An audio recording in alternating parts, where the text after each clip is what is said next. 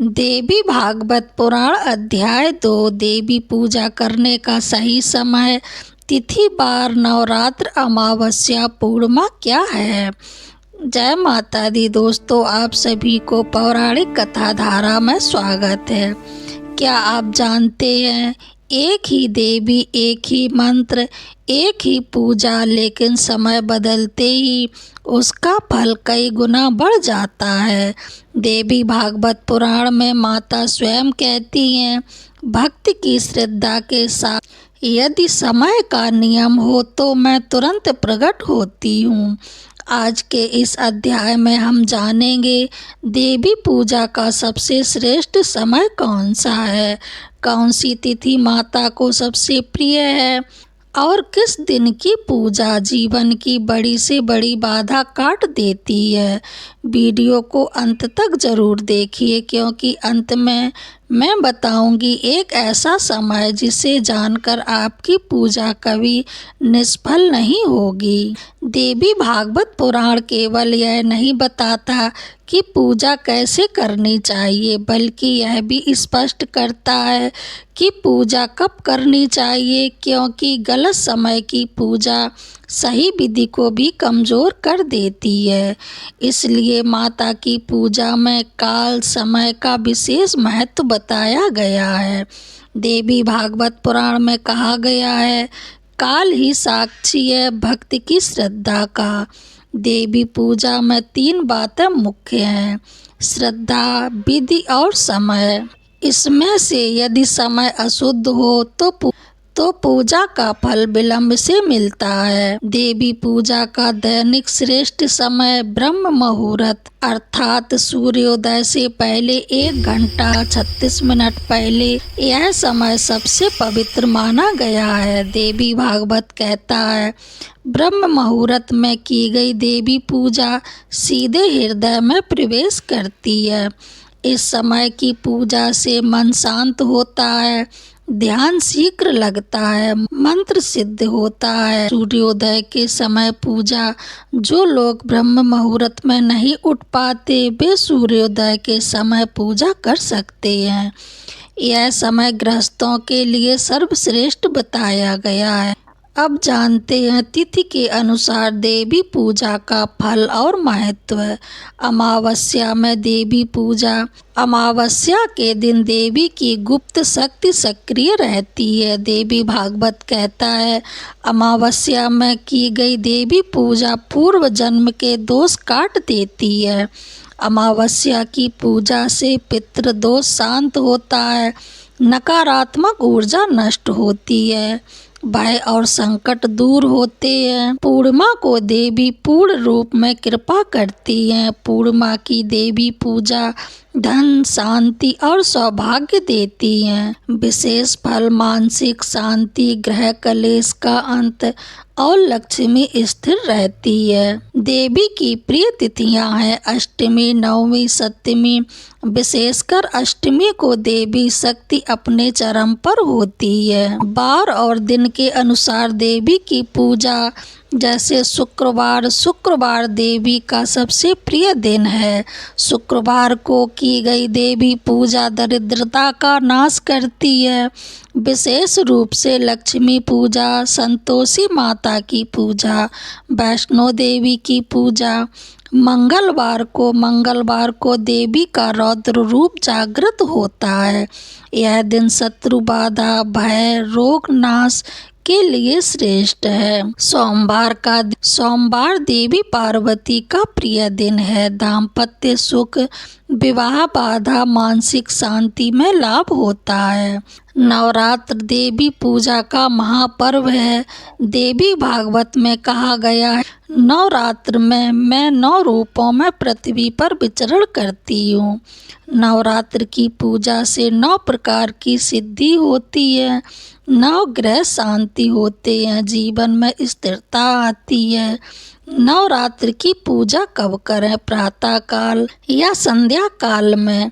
पूरे 9 दिनों में एक ही समय पूजा करना अत्यंत फलदायी होता है, किन समयों में देवी पूजा नहीं करनी चाहिए, आइए जानते हैं। देवी भागवत पुराण चेतावनी देता है, अशुद्ध काल में की गई पूजा भक्त को थका देती है।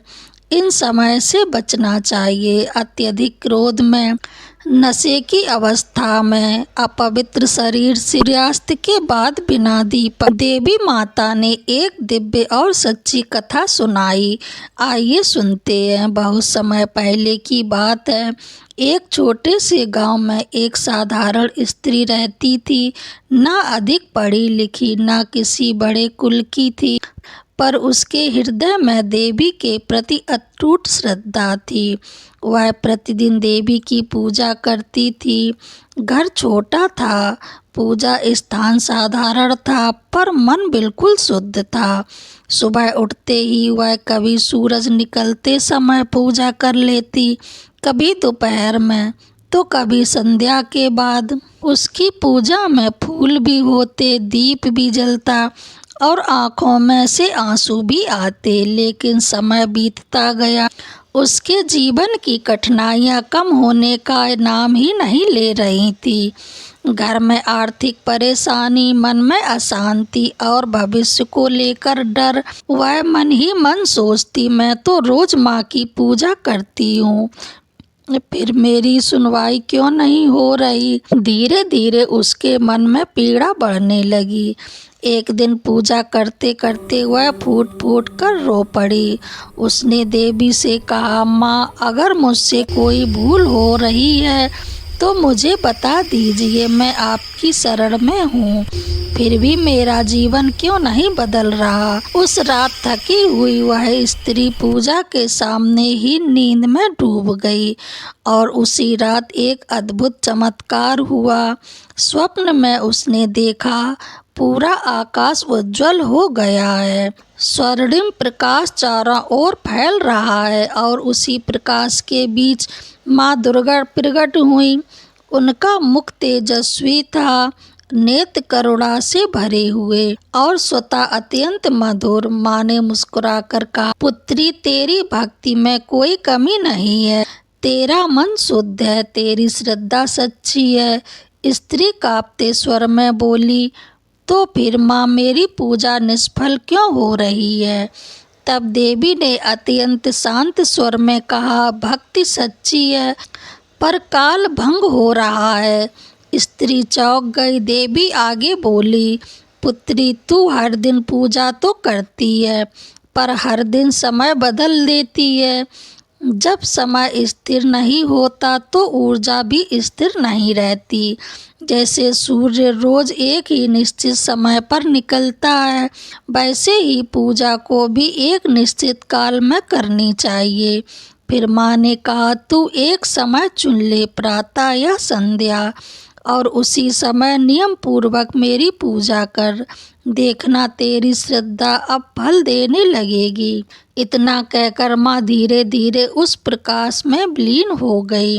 सुबह आँख खुली तो स्त्री की आँखों से आंसू बह रहे थे, पर वे आंसू दुख के नहीं थे, आशा के थे। उस दिन से उसने एक नियम बना लिया, हर दिन सूर्योदय से पहले स्नान करके उसी समय पूजा करने लगी। ना देर ना जल्दी, दिन बीतने लगे। कुछ ही समय में उसने अनुभव किया, मन पहले से शांत है, घर का वातावरण बदल रहा है, छोटी छोटी परेशानियां अपने आप सुलझने लगी।